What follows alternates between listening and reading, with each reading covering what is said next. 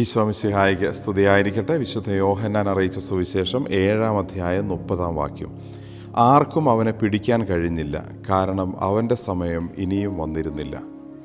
പിതാവിൻ്റെ നിയന്ത്രണത്തിലും തീരുമാനത്തിലും സമയത്തിലും പ്രവർത്തിച്ചിരുന്ന ഈശോയെ ഉപദ്രവിക്കാനോ ആക്രമിക്കാനോ ഇല്ലാതാക്കാനോ ആർക്കും കഴിയുന്നില്ല. ദൈവം തീരുമാനിച്ച ഒരു സമയം വരെ ഈശോയുടെ മേലൊരു കൈവയ്ക്കാൻ ഈ ഭൂമിയിൽ ആർക്കും സാധിക്കുന്നില്ലെന്ന് തിരുവചനം പറയുന്നു.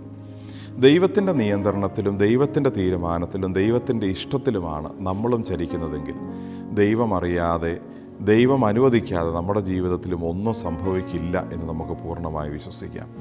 ദൈവത്തിൻ്റെ സംരക്ഷണ കോട്ടയ്ക്കുള്ളിലേക്ക് നല്ല ആത്മീയ ജീവിതം വഴി, വിശുദ്ധമായ ജീവിതം വഴി കടക്കുക എന്നത് മാത്രമാണ് നാം ചെയ്യേണ്ടത്.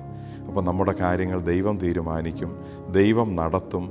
ആരും നമ്മളെ പുറമേ നിന്ന് ഉപദ്രവിക്കില്ല, ഒന്നിനും നമ്മളെ തൊടാനും സാധിക്കുകയില്ല.